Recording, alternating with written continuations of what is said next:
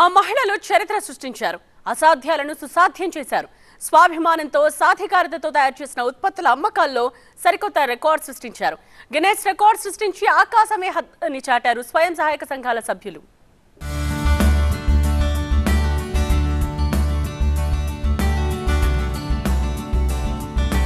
ఆంధ్రప్రదేశ్లోని స్వయం సహాయక సంఘాల మహిళలు గిన్నిస్ రికార్డుతో ప్రపంచ రికార్డులను నమోదు చేశారు. వారం రోజుల్లో తమ ఉత్పత్తుల విక్రయాల కోసం 3,40,375కు పైగా ఆర్డర్లు పొందారు. ఈ ఆర్డర్ల విలువ 5.13 కోట్ల రూపాయలు. ప్రకాశం జిల్లా మార్కాపురంలో జరిగిన అంతర్జాతీయ మహిళా దినోత్సవం రోజున గిన్నిస్ బుక్ అధికారులు దీనికి సంబంధించిన సర్టిఫికెట్లను సీఎం చంద్రబాబుకు అందించారు.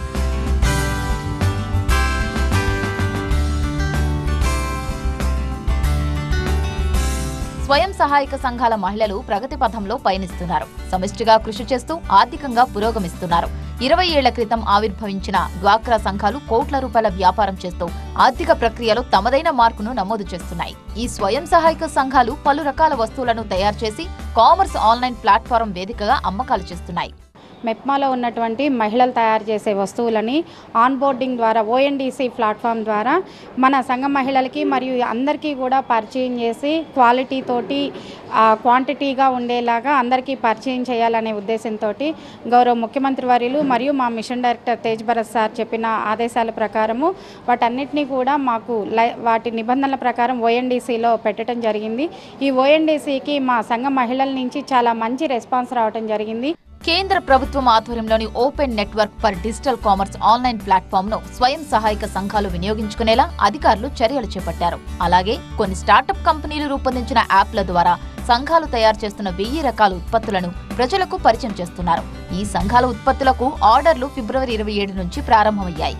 వారం రోజుల్లోనే ఆర్డర్ల సంఖ్య 3 లక్షలు మించిపోయాయి. మార్చి 8 నాటికి 3,40,375కు చేరాయి. కామన్గా షాపులో చేస్తారు. అదేవిధంగా మాకు మెప్మా బజార్ అని ప్రతి నెలకు 2 రోజులు జరుగుతుంది.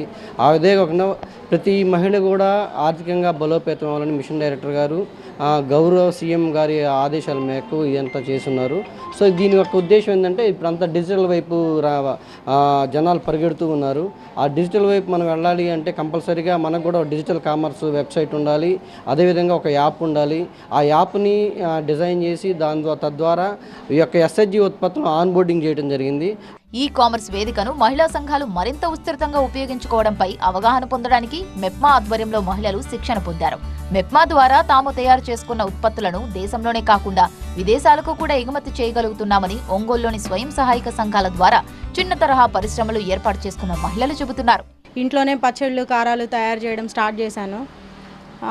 ఇంకా బయటికి రావాలి, గౌరవంగా ఉండాలి, డబ్బులు సంపాదించుకోవాలంటే పెద్ద మొత్తంలో పని చేయాలి, కష్టపడాలి అనుకునే ఉద్దేశంతో మళ్ళా నేను మెప్మా వారి ద్వారా 2 లక్షలు లోన్ తీసుకొని ఏపీ మహిళా స్వయం సహాయక సంఘాలు ఈ స్థాయికి చేరడం వెనుక 20 ఏళ్ల అవిరళ కృషి ఉంది. మహిళల శక్తిని ప్రపంచానికి చాటి చెప్పడమే లక్ష్యంగా ముందుకు సాగుతున్న ఏపీ స్వయం సహాయక సంఘాలు మరిన్ని విజయాలు నమోదు చేయాలని ఆశిద్దాం.